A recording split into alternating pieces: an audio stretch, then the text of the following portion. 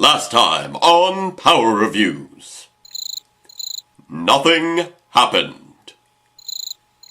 And now, Database Rangers Power Reviews.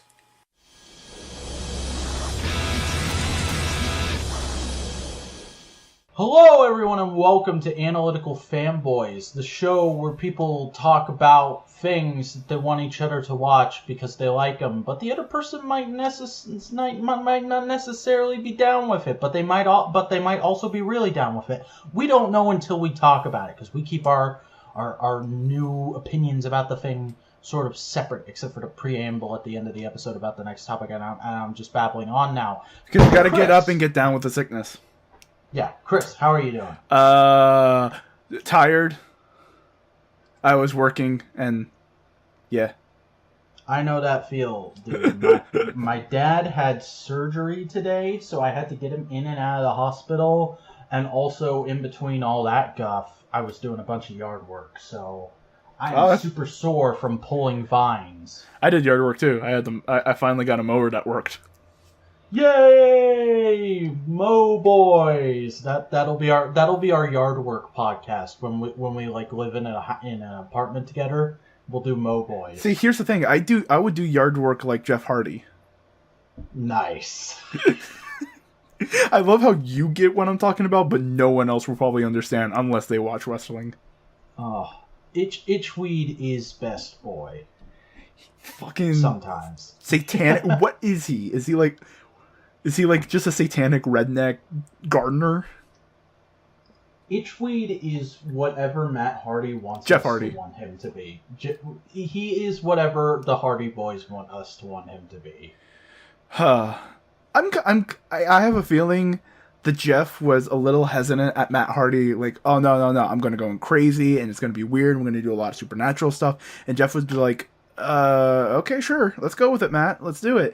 But as soon as they started making deletion, he was like, oh shit, this is awesome, and just started letting go all of his weird ideas that he's been building up, and letting go slowly with like Willow and stuff. He just went like, bruh.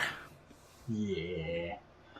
Okay, so I don't think I need to do any more preamble. Let's just end WrestleCast here and get into our main topic for the evening, which is the first, technically pre-first, I don't know how you would say this, but we are talking about Database Rangers Power Reviews Year Zero. Technically the first season of what is probably my favorite internet review show that's story-driven. I'm going to put that out there. It's not finished yet. My ranking may change once it's finished, but in its current state, it's my favorite of those kinds of things. And, I won't lie, because I forgot how little actually happens in Year Zero. I am sort of expecting this to be the reverse of the Betcast. But let's go ahead and hear, Chris, what were your general thoughts on this? Give me your best thing, give me your worst thing, and then we'll go into some more specifics. Okay, first things first. I did enjoy it. Yay! It was enjoyable. I'm not gonna say it's not like my favorite thing, but like for internet content, like, oh yeah, this is pretty good. Mainly because he gets his points across really well. What's his actual name, or do we want to? Jacob Brody is his name. He's doing, currently, because it's taking him so long to produce episodes of the show now, he's doing, as a thing to keep regular content on his channel, he's doing live reactions to current episodes of Power Rangers and Super Sentai with his wife, who plays Dr. K. They weren't married at the start of the show, but, like, I think by, like, year 3 they got married? I'm not exactly Were they just sure together? Yeah, they had been together for a number of years before they started the show, but by the time you're like deep into the show, they get married. Okay, so he has a lot of great points. He's very well articulated. He articulates it well, and when he does tell the joke is, except for like one set of jokes, which I can get into later, most of the jokes led into I have a feeling I know which set you're talking about, and we'll get on that. jokes led into his thoughts to give more weight and credence to editorial thoughts. The use of a pre-existing character, Dr. K, to give just plain dumb exposition in a very dry manner. Kind of a neat little Easter egg for longtime Ranger fans, and just more of like oh, okay, that's a neat idea. Especially because she looks like her, like, a creepily amount. Like, for half a second, I was like, no. We all have that our first time watching this show. I'm just gonna put that out there. But one of the biggest things that struck me while I was watching it was like a weird sense of internet nostalgia. Because, like many people, like a good number, like some people, I did watch That Guy with the Glasses back a good couple years ago. Don't really much anymore. We've all watched That Guy with the Glasses producer for a significant amount of time. Yeah. Like, some people have watched more, but I think everybody has followed at least one That Guy with the Glasses producer. And it took me back to that kind of like, oh yeah, it was when I was discovering it, and it was like, because I had to actually look at the description and see when it was uploaded. I was like, oh right, that's why I feel like this, because it's that old. Because this was 2012 when these were being released. It was really crazy for me to go back this time, because I did a marathon like a year and a half ago of everything up to what had been released at that point.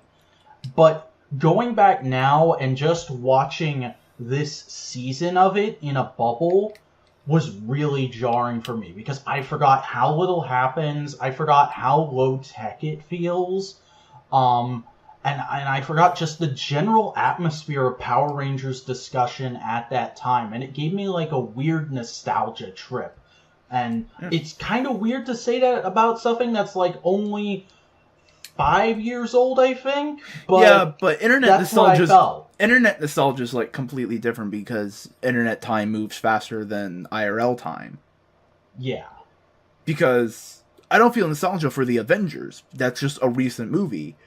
But the discussion of the Avengers and the hype around it on the internet, that I feel nostalgia for, because the internet feels so much faster.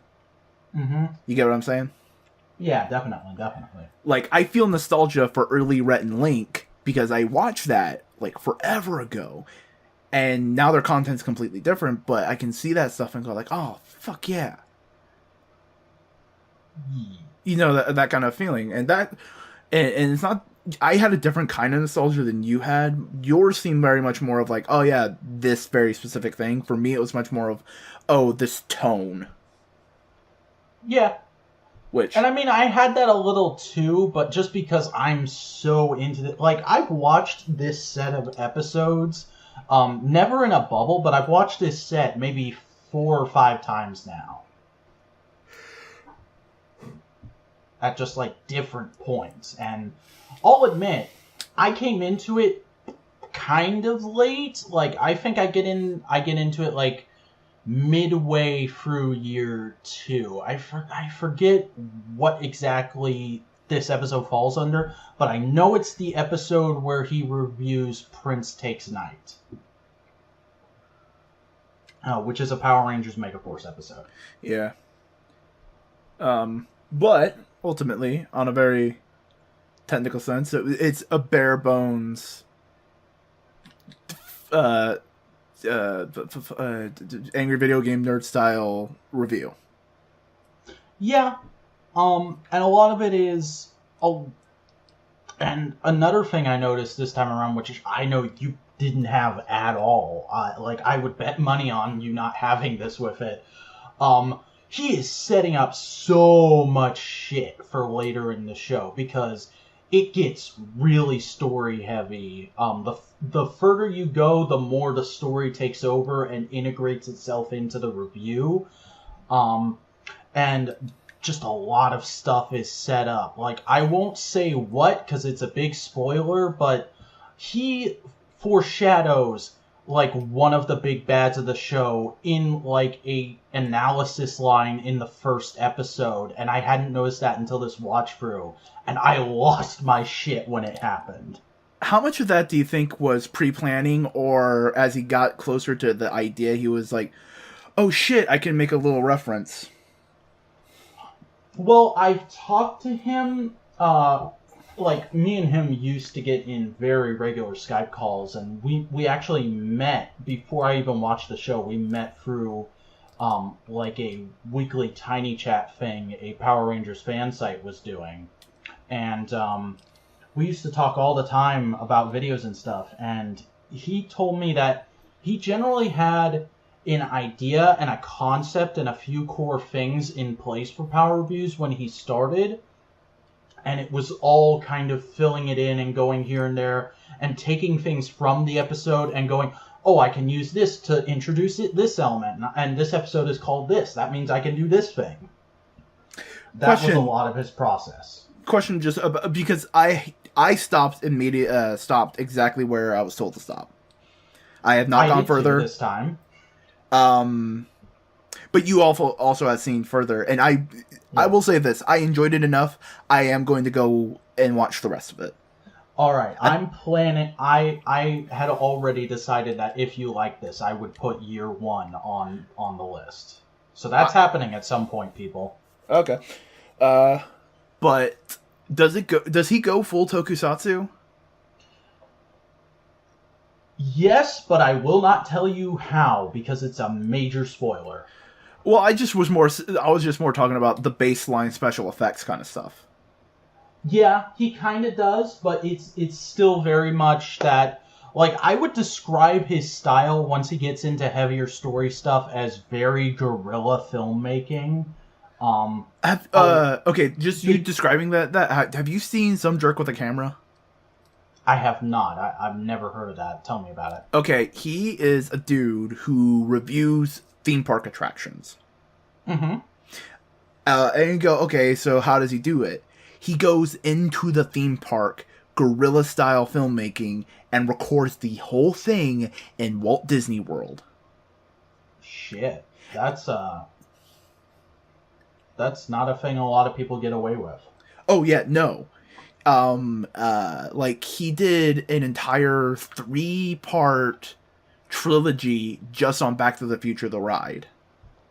Cool. And that was when he was with Channel Awesome still. He's not anymore.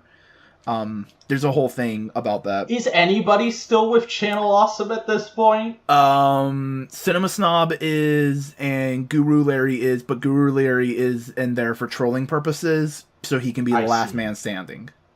I see. He's not there because he wants to be. He's there because this is kind of funny. But so he had a bunch of reviewers in the Back to the Future doing shitty Doc impressions. As you do. But the whole story of that was he was in Channel Awesome, and okay, trying to film in a theme park is not advantageous to making a lot of content. Mm-hmm. And Channel Awesome had a very much, hey, you got to release a video like every other week, or else we won't post your videos and not pay. Like, Channel Awesome's fucking bullshit. Just look into it, people. Yeah. We're not gonna get into this, but basically, it took him like 2 months to make it. Can I detour you for a second? Yeah. So Jake has tried twice to get Power Reviews on Channel Awesome, and I just want to take this opportunity to say, holy shit, dude, did you dodge a bullet? Because I know you're gonna listen to this. Stroke his ego. Yeah. But well, not so much dodge as they just missed you. Yeah. But he's really cool, and just the way you're talking about it just reminded me of him. Cool. But yeah, there's not like a lot of like super fancy action. I can think of like one or two cool moments, but a lot of it is very much working with the advent of editing, like a lot more of the kinetics of the fight are done in editing just through the necessity of we're filming on borrowed property and we're a bunch of because like everyone in the show are friends of his from community theater. Like that's where all of his actors come from. He was in community theater for years and years, and so was his wife. That's kind of how they're able to pull off the story stuff when they get into it. I would just like to say, motherfucker, that's cute. Yeah. That's adorbs. It is. They are probably the most adorable couple I have met in real life. I will say that, and I've said that about them before to their faces. So, but yeah, his thoughts are really good about the episodes too. Mm-hmm.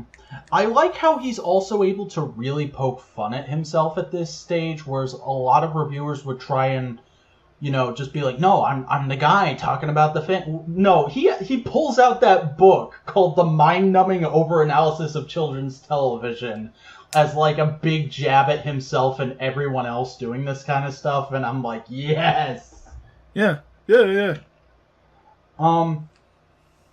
But so, no, go ahead. But his overanalyzings are apt, especially with the production side of things. On the whole thematic element he was talking about, decontextualization. Yeah, the decontextualization thing is such a great early moment where if you're like an analysis hound like myself, that's what hooks you into it right there if you're watching from the beginning. Because you're like, oh, this guy really knows his stuff. He's not just some Power Rangers fan. He's a really smart Power Rangers fan. Yeah. Because Samurai Sentai Shinkenger is fucking dope. It is. I recently watched it like last year, and it's probably one of my favorites now. I need to finish it because I have an easier time watching Kamen Rider than I do Sentai. I have no idea why. Sentai can be kind of a slog sometimes. It just depends on how good the writing is and how hard they stick to the tropes. Yeah, and Samurai was probably the easiest one I had. Shinkenger, be more specific. Shinkenger was one of the ones I had easier time with. Mm-hmm. But yeah, a lot of his thoughts on Samurai are very apt, and also, like, on this viewing, kind of adorable, because it's like, oh, you have no idea the storm that is coming. You have no idea the shit that's going down with Megaforce. But, oh yeah, by the way, I started reading the Boom comics. Oh, nice. We should talk about those at some point. Yeah. But it just reminded me, it's like, oh yeah, he's been saying the Boom comics are really good. I'm only on like issue 2 of Mighty Morphin. I haven't started Go-Go.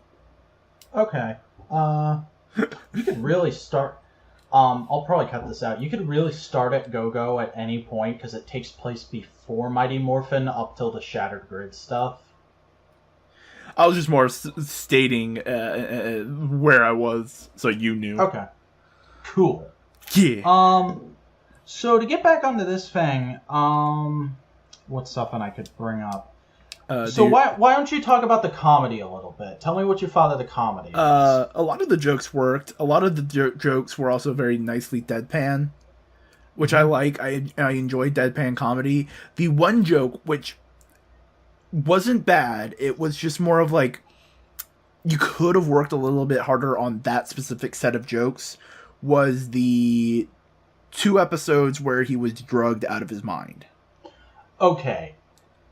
I get where you're coming from on that, and the reason those episodes happen was back when he was trying really hard to do the show weekly, and he literally just caught a cold and needed a way for the show to still happen without him. So he was like, we'll just have you do the show, and I'll just be in another room, and we'll say Dr. K drugged me, and we'll play it up for laughs.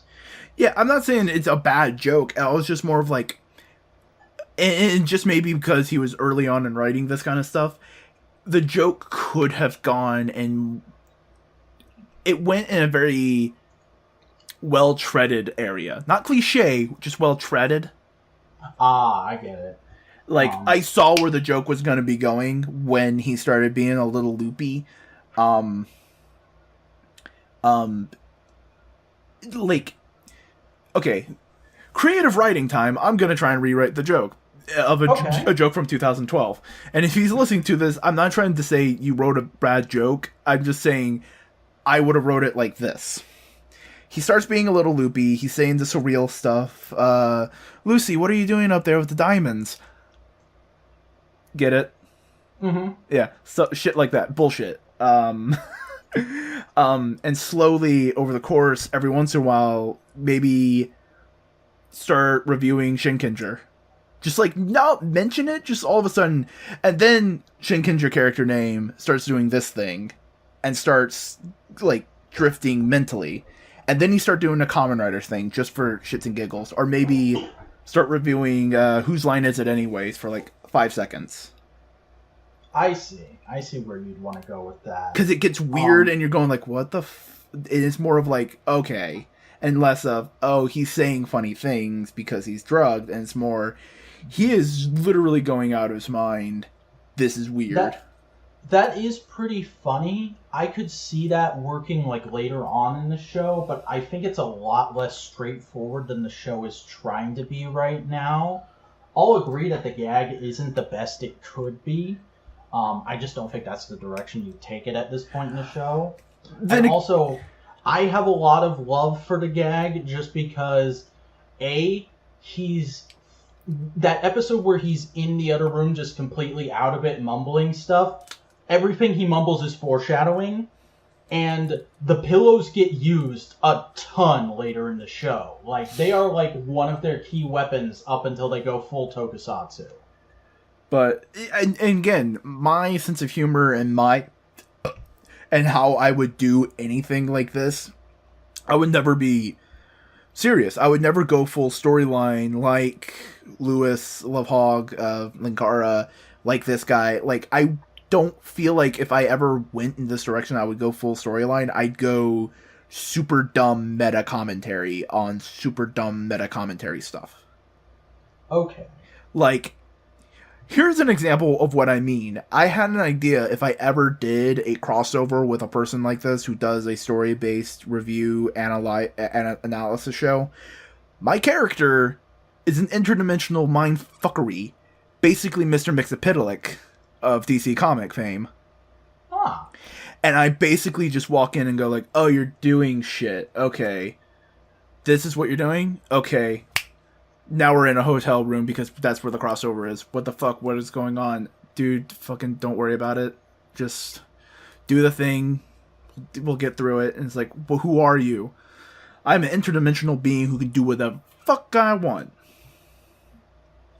Because that's a large part of those kind of things where things are just done because of budgetary reasons, of creative reasons, very specific, like, limitations.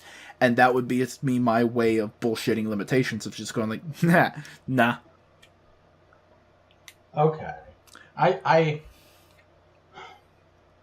see, that's just the difference between me and you coming up again in this show is, like, you're very wacky and out there, and I'm very stick within the format and do the format to its fullest. Yeah, like, my favorite play is Rhinoceros. I've never even heard of that play. I'm not even a play guy. I'm such a big Power Reviews fan, and it's a show made by a bunch of community theater people. I'm not a big play guy. It is a absurdist French play that takes place... Well, it was written a little bit after World War II, and basically the whole story is a rhinoceros comes into a French village. The people start going like, that's a fucking rhinoceros. And then eventually people start going, you know what? I want to be a rhinoceros. And they turn into rhinoceroses. And that's the story. Okay. Alright, that sounds like a weird offshoot cosmic Marvel thing. No, it's a metaphor for the rise of the Nazi Party. Goddamn. Because, hey, the one rhinoceros is out of place. But when there's a ton of rhinoceroses, might as well join because you don't want to be left out. God Damn, the French have it figured out, man. We gotta move.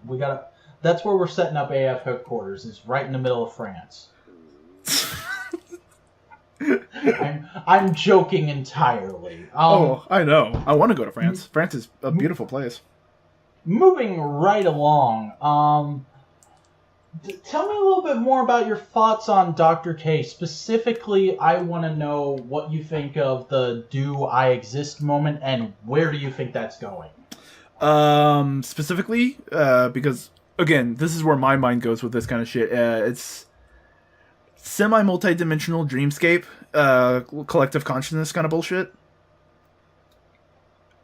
Basically, because he is a Power Rangers fan and he knows of a character called Dr. K, the collective unconsciousness has made a character called Dr. K a reality within his sub-reality. Because his consciousness taps into this concept.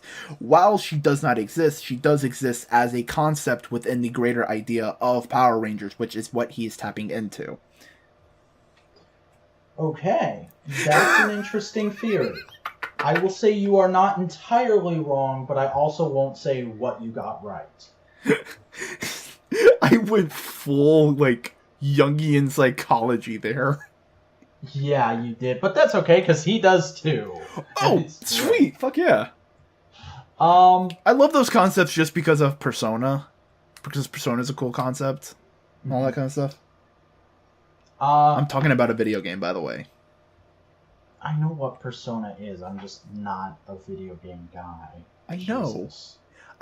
You not video game guyist? Motherfucker, you were playing Minecraft earlier. I was, damn it, but that's the only video game I play.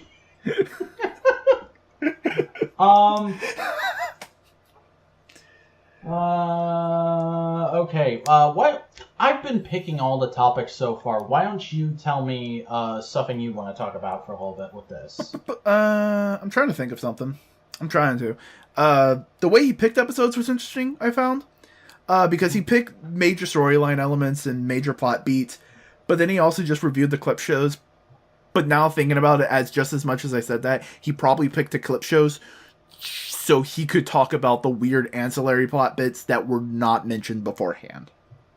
Yeah, that's all. That's a really nice trick he did there, especially because he's very clearly trying to catch up to Current Samurai because he's doing a week-to-week show. But he's like, I can't just jump into the middle of it. So let's do all the most important episodes and we'll do the clip shows so everybody's caught up to speed by the time I get up to speed. Yeah. I didn't think about that until I started talking about that. It's not really something I ever thought about a whole lot too, but on this rewatch, I was very aware of it. Because I was watching the episode list as I was paying attention to that as I was going through, whereas before I just kind of sit there and watch it.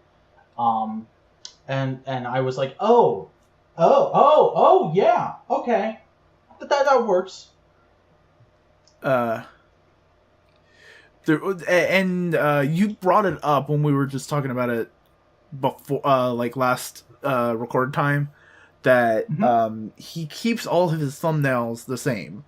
Okay, so we're gonna go ahead and go to the elephant in the room, because this is...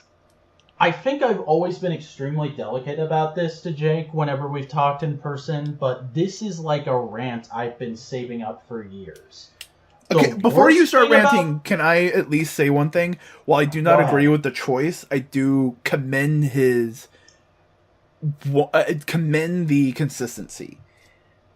From a certain point of view, this is the choice of having the same thumbnail for every single video is almost admirable, because it feels very much I'm making this because I want to make it, and I'm making this to make a YouTube video to get views. Yeah, and that's part of the reason why I've always kind of avoided doing this rant, is like, I get why you do it this way, but as a hardline YouTuber, it annoys the fucking shit out of me that he does it this way. Because it's like, it would be so easy to change the title structure and the thumbnail structure of your show and instantly bump up your view count. Just literally do what we do on this show, where it's a eye-catching image from the thing you're talking about, and just like we put AF up in the corner, put your little cartoon Database Ranger face up in that corner, and then just make the title of the video, instead of like this complicated, super long, can't even fit in the space the suggestion box gives it title. Put the name of the episode you're reviewing, dash Database Rangers Power Reviews episode, or maybe not even episode, just number sign, and then what number episode of Power Reviews you're on. A lot of people are gonna be able to notice that and click on it way quicker, and it would make the show be a lot easier to produce, because the more people that watch it, the more people are gonna donate to your Patreon, because this show does have a Patreon. It's a very neglected, very, very low-funded Patreon, but if that Patreon got bumped up a lot more, I bet he could make the show a lot faster. And it's at a point right now where episodes take like 5 months to come out. And I know he hates that. I hate that. I always enjoy the episodes when they do finally come out, and I feel like, yeah, this was worth the wait for me as a diehard fan of this show. But it's not doing him any favors in the long run to have it be this way. And hell, I'll even say this. If he wants to keep the consistency of the thumbnails, that's fine. Just add a number to them. Because more people will see the thumbnail and go, oh, that's like, what is this? And just see a bunch of them. But if they see a number, they'll go, oh, this is a series. I can go find the first episode. Yeah, and I'll be honest, I don't even hate the same thumbnail every episode thing. It is a very old YouTube thing, but it can work for some people if, like you say, you put a number in there.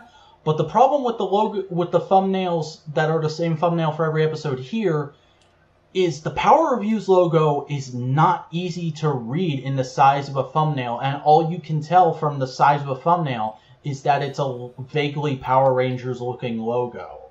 Yeah. And if you're not already a huge Power Rangers fan, you're not going to click on that. Like, okay, if I could just make a suggestion, if he's listening, to what I would do something similar to what you did, but I would have you know what, you can have a middle ground. You can have an eye-catching image and a consistent thumbnail. For every samurai episode, you have a single base thumbnail with a number at the end. A number in it, 1, 2, 3, 4, and then you continue the numbering and change the image for the next season.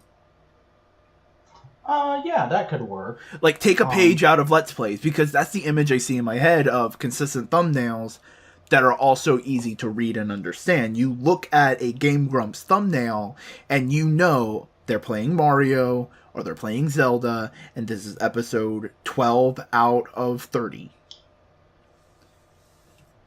Yep. Yeah, I think that's also a very workable option. It's just the thing he has right now is like the least optimal of any thumbnail option and title option I could think of, and that's why it bugs me so much. If it was just like slightly a little more optimized for YouTube marketing, I wouldn't be as bugged by it as I am. And I think I came off a lot less vitriolic here than I thought I was going to in my head. Well, maybe it's just because we're talking about it and I was bringing up ideas of why I thought it worked, and you were going like, okay, yeah, I can see that, so maybe. Probably that, too. But, yeah, I don't know about the titles. The titles never really bothered me, just because it was like, oh, okay, whatever. It's just that it's so much. It's like if you just turned Database Rangers Power Reviews into DRPR, it would fit in like the suggestion box on YouTube. The only problem with now it doesn't. Anagramming it would be because you can turn it into derpter. That's true. Derper. That is what we were talking about tonight, folks. Derper. It's a cult classic, fantastic show. You should all go check it out. It's called Derper. Yes, exactly. Derper. Derper Rangers. That's just a minor talking about the Power Rangers. Derper Rangers. Exactly. Just yes. Oh my god. Well, now you sound more like an old man with his teeth out. Well, I was trying to do the weird minor whistly thing where they go like, "Hey, Shunny." Ah, I see. That just turned into like a mobster. Hey, Shunny, what do you got there? I'm envisioning like a puppet monster or mobster, like Scarface from Batman. Oh man. Okay, so anything else you want to bring up with this show, Chris? Image quality was about appropriate for the time, so nothing I complained there. Sound was pretty good. He did a good job on recording his sound. It was not muffled, which is a problem for some earlier kind of content creators like that. Yeah, I'm always amazed when I go back to the first episode and there's like no under hum. Because that's a problem even we're struggling with right now, or at least on my end we are. Yeah, I get it sometimes just because my computer is right next to my microphone and I have no kind of filters. Same here. And my computer's pretty old, so it chugs. I need to get a better microphone, and I need to switch to water cooling. Yep. That shit's expensive, yo. Oh, yeah.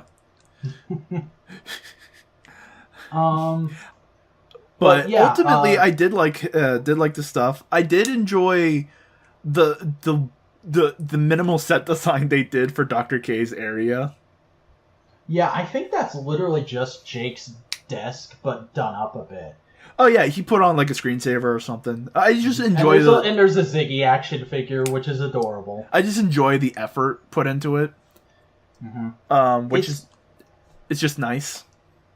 It's very bare bones fan film level, and that's part of the charm of it. I think. Motherfucker, Go finish your thing because I just remembered a thing, and it adds to the nostalgia bit I was talking earlier. But say your thing. Okay, I was just gonna say, like, a big part of the charm of this show is it's like it feels like a fan film, but the writing is so much further than any fan film I've watched, at least in Tokusatsu. But go ahead. Okay. Say your thing. So everybody has those few early internet things that they really enjoyed, and they're not sure how many other people also enjoyed them or was as dedicated as fan as they were. In my early YouTube watching, the things I really attached to that I loved, this is going to be weird. Do you remember Just Some Random Guy? Yeah, that guy was dope. Where he did the whole storylines with Marvel and DC action figures. Yeah.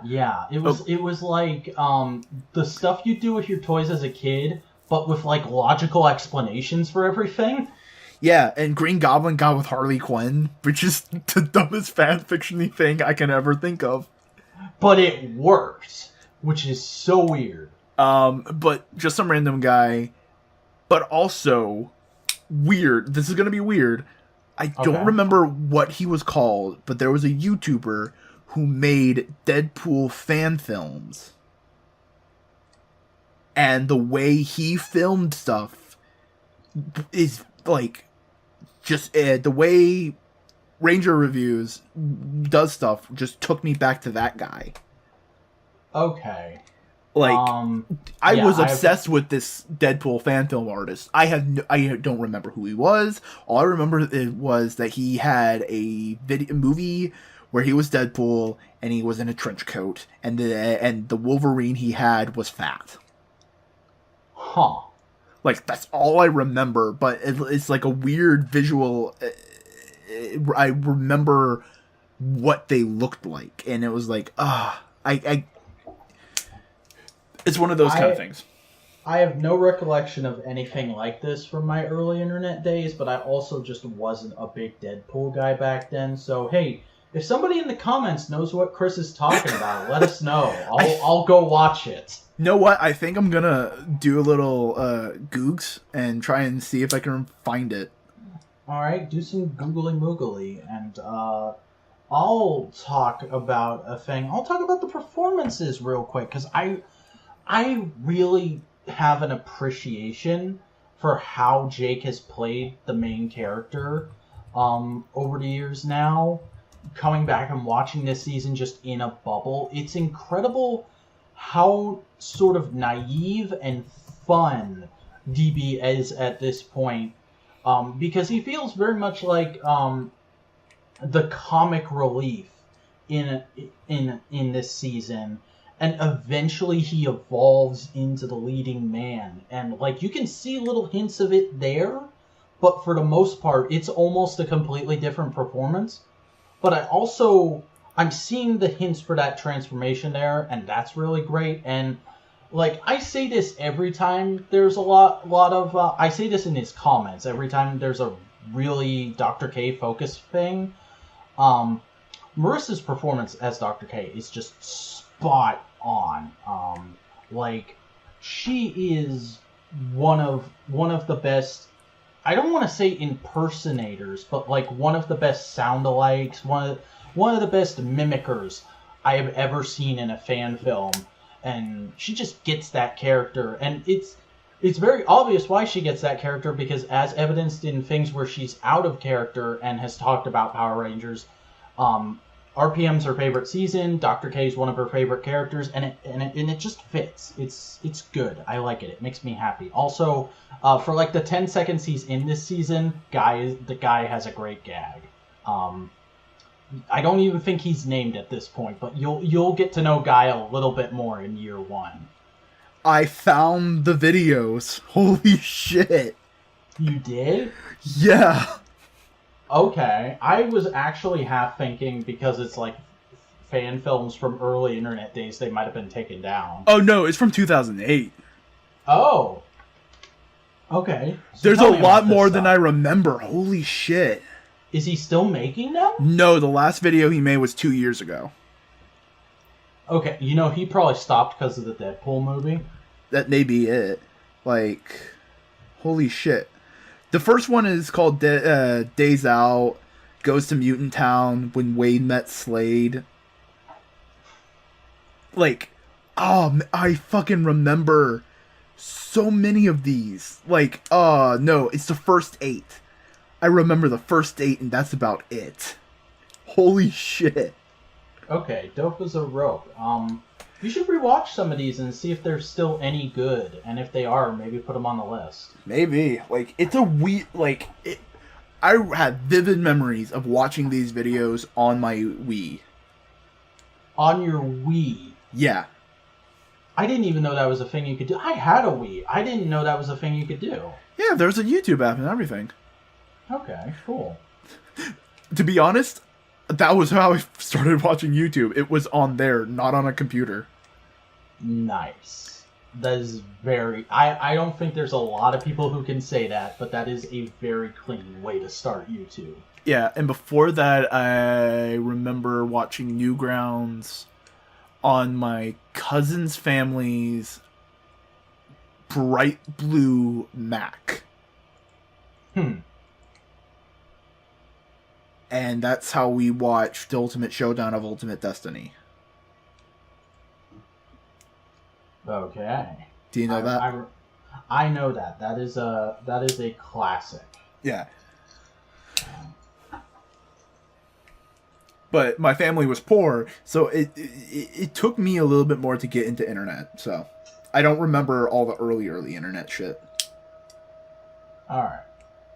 Well, I think we've talked just about all we can on Year Zero. We have definitely squeezed this one dry, because there's not a lot to talk about in this season, but what there is, you can talk plenty about, at least for an hour. But we're gonna go ahead and move into some Q&A, and as per usual, none of you fuckers sent us questions, so well, there's there's not many fuckers to send questions. That is true. Though, I think I'm gonna start going to Twitter for questions a little more often. Like I'm gonna start doing a tweet right before we record saying, "Hey, we're gonna record. Send questions." That might be a thing. I know a number of you follow me on Twitter. Whatever. But we're gonna go ahead and go over to the random question generator. So, Chris, are you ready for free randomly generated questions?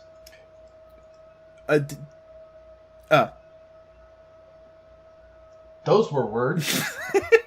I thought I should shut up and let it land and just be funny. Yeah, sure. Let's do it. Okay. Question 1. Have you ever been to a farm? Yeah.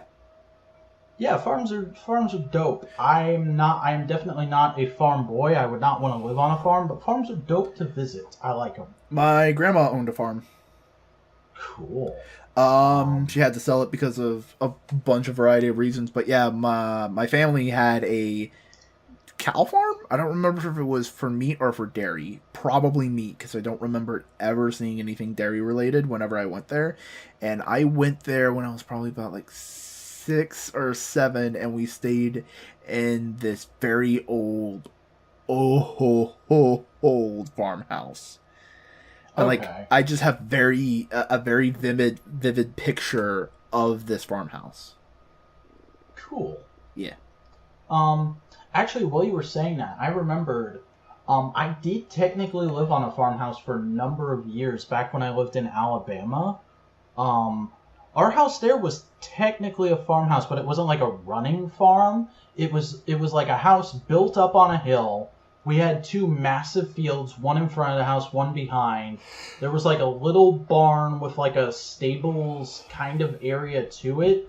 But this barn hadn't been used in like 10, 15 years. So it was kind of run down, and we weren't going to do anything with it. We did house the neighbor's horse in our front field for like a year and a half, though. That was cool. All right. All right, so question 2. What is your favorite snack? Barbecue twist Fritos. All right, that is extremely specific and really off the wall from what I was thinking, but okay. It is the only chip that I will never get tired of, and I often go purposefully to a place because they have them. Okay. I'm not super into like snack food these days because I've been trying to be like more of a health food boy. I say as I eat a slice of pizza while recording a podcast. Hey, that has a vegetable. It has your grain. It has... Does it have meat on it? No, not. I'm eating a cheese pizza. But hey, you got your dairy. Yeah, I mean, dude, you've just convinced me. Pizza is health food. I'm going on the all pizza diet. I mean, as long as you cook a pizza in an appropriate way, pizza is perfectly fine and healthy. Yeah, you're totally on the line there. I was off it, and now I'm on it. It's great. It's fantastic. But no, my usual go-to snack is like either Nutri-Grain or Nature Valley bars, specifically like the soft batch ones. I can't handle like the really nut-laden, chewy, hard ones anymore. It wreaks havoc on my teeth. But I do like the soft batch ones quite a bit. They're like a good little snack if I'm hungry, but like there's gonna be a meal in an hour. So yeah, I can go ham on some fucking granola though. Yeah, I can too. It's just gotta be like I've gotta also take like 2 pain pills before I do that as well. That's. Do you just have like the weakest gums? No, my teeth were abused during my childhood, and there's very little I can do to salvage them at this point in my life. All right, question 3. Do you have any allergies? Technically, I am allergic to oranges, but my allergic reaction is just getting slightly sniffly. Huh.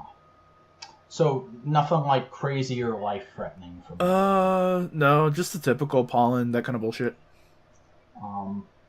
Well, part of me is really tempted to say that I'm lactose intolerant just to piss off Kevin James, because I watched the comedy special where he talks about how annoying lactose intolerant people are last night. You mean most of the rest of the population of Earth? White people are the weird ones. Yeah. By the way, just quick shout out to Kevin James. You're a giant asshole. All right, back to the podcast. I don't really have any allergies. I mean, I had like a slight pollen allergy when I was younger, but now it's more like when it's pollen season, but all of a sudden the pollen goes away because it's like raining really hard. Then I get a little sniffly. It's like a reverse pollen allergy, I guess. But no, I don't think I like have any really hardline diagnosed allergies or anything that like if I ingest this I will die sort of thing. When I was a wee lad, whenever I ate strawberries, I got like weird white dots on my lips. So I never really ate strawberries until I was like an adult. Huh. That is odd. More just because I didn't grow up eating them because might as well avoid this thing that's doing something weird to me. So I never got a taste for them. Same thing why I don't drink orange or eat orange anything, even though it probably won't affect me much or at all. It's just because I didn't grow up eating orange, so I have no taste for it. I don't care for it. Huh. Interesting. Yeah. All right. Well, let's go ahead and move into the final segment of the podcast, which is, of course, selecting the next topic. Chris, are you ready for me to control all the list here? I can entertain sometimes, and I will sing. All right. I filled the silence. You did. All right. So we are going to select the topic for the next episode of Analytical... I burp. Right? I burp, boy. All right. So we are going to select the topic for the next episode of Analytical Fanboys in 3, 2, 1. Oh.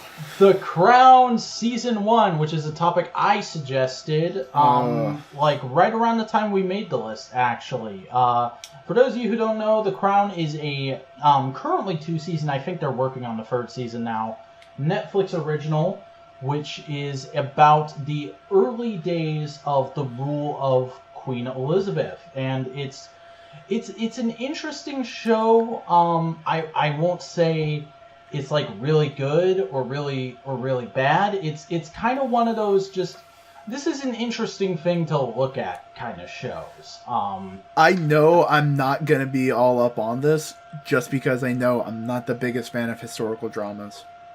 Okay. See, I kind of am, but I'm always a take it with a grain of salt kind of guy.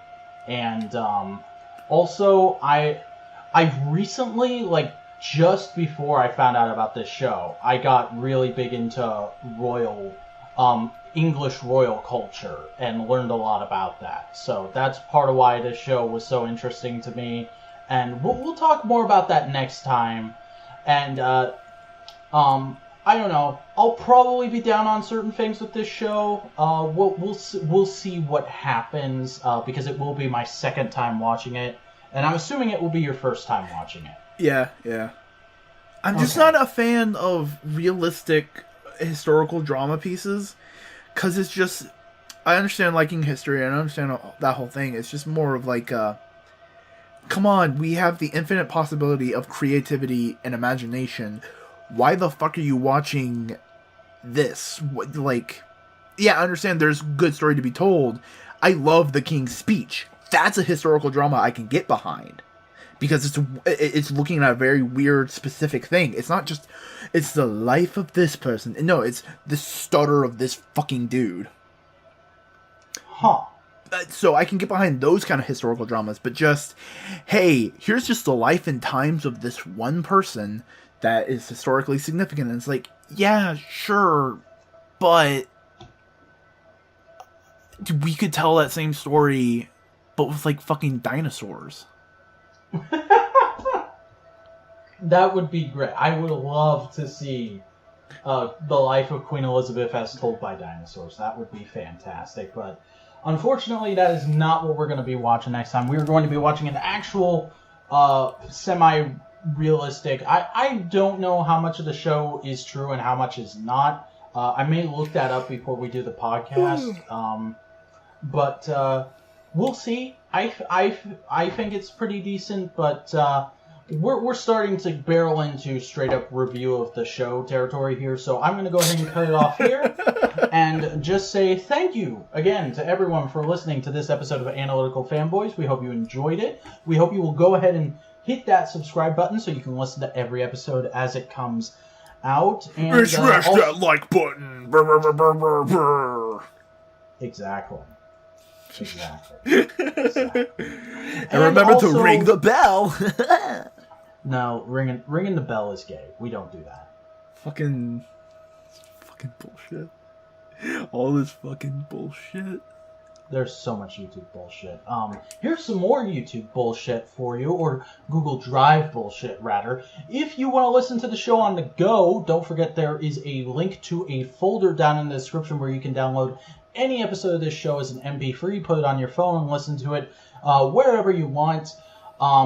Until we actually get it on, like, fucking podcast bullshit. Yeah, which will probably be a fair amount down the line, but it is something we want to do at one point. Yeah. Because that costs money if you want to do it well. Yeah. But if you want to submit a question for the Q&A next week, go ahead and send that to analyticalfanboys@gmail.com. Be sure to put in the subject line, question for the podcast, okay to read on air. And you can also submit a topic to potentially go on the list that way, but we won't make any promises that it will actually be on the list. It's just, we'll look at it and we'll sort of decide on air if we want to do it or not.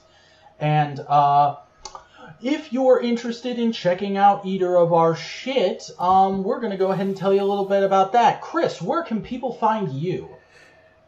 Wherever I am. On YouTube, Boingo Writer. There should be a link on our fucking homepage or in the description. I do video editorials. I'm getting on actually doing that here soon. I haven't made a video in a bit, but I will soon. Nice. Yeah. It's probably going to be about JoJo. Okay. You can find me at youtube.com/thevacuuminator. I'm assuming you know me if you're listening to this, because I tend to be the first one to tweet the podcast out. But if you don't know me, hey, I make analysis videos about a little thing called tokusatsu. What's tokusatsu? I got a video that's called that. Go and watch that to learn what it is. I'm working right now, well, not currently because I'm recording a podcast, but I am working whenever I have time right now on my next video, which is going to be partially on the Boom Studios Power Rangers comics. Because, hey, we brought that up earlier, so it's I can bring it back to that. Here comes the boom! Exactly. It's going to partially be about those, and it should be out by the middle of this month, though, of course, when it comes to releasing a video, I make no guarantees because making videos takes fucking ever. If you want to keep up with whatever I'm doing whenever I'm doing it, go ahead and follow me on Twitter, which is @thevacuuminator. Chris, what's your Twitter? Boingo Writer. There is a link in the doobly-doo. Exactly. And I think that will do it for this episode of Analytical Fanboys. We thank you once again for listening, and we hope you will join us again next time. Except for you, Jeff. Not you, Jeff.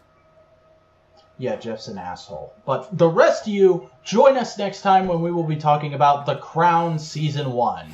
Until then, farewell, Ranger fans, and may the power protect you. And fuck you, Jeff. Yeah, fuck Jeff.